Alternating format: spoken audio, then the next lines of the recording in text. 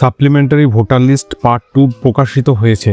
অনেকে অপেক্ষা করছিলেন নতুন লিস্টের জন্য এবং সেই লিস্ট বেরিয়ে গেছে। আপনার নাম কি এসেছে নাকি এখনও আসেনি? যারা supplementary voter list part 1 check করে দেখেছেন এবং তাদের নাম নেই ডিলিটেড লিস্ট বা সাপ্লিমেন্টারি লিস্ট 1-এ, তো তাদের জন্য এই লিস্টটা খুবই প্রয়োজনীয়। তো আপনি চেক করে দেখে নিন আপনার নাম এসেছে কিনা। তো চলুন দেখে নিন কীভাবে আমরা চেক করব। আমরা প্রথমে গুগলে ভোটার লিস্ট বলে সার্চ করব। প্রথম যে সাইটটা আসবে অর্থাৎ voters.eci.gov.in, এই সাইটটা ওপেন করব।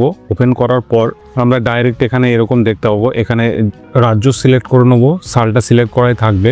রোল টাইপে দেখুন দুটো অ্যাডিশনাল অ্যাড হয়েছে, অ্যাডজুডিকেশন সাপ্লিমেন্টারি লিস্ট নাম্বার 2 এবং adjudication deleted list number 2।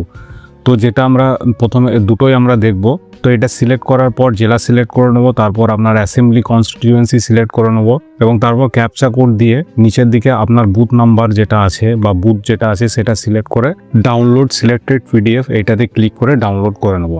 Download করার পর আপনি লিস্টে চেক করে দেখে নিতে পারেন আপনার নাম আছে কি নেই। যদি আপনার অ্যাডজুডিকেশন সাপ্লিমেন্টারি লিস্ট নাম্বার 2-তে থাকে তাহলে খুবই ভালো কথা, আপনার কিছু আর চিন্তা করার দরকার নেই। যদি অ্যাডজুডিকেশন ডিলিটেড লিস্ট নাম্বার 2-তে থাকে তাহলে আপনাকে ট্রাইব্যুনালে অ্যাপিল করতে হবে।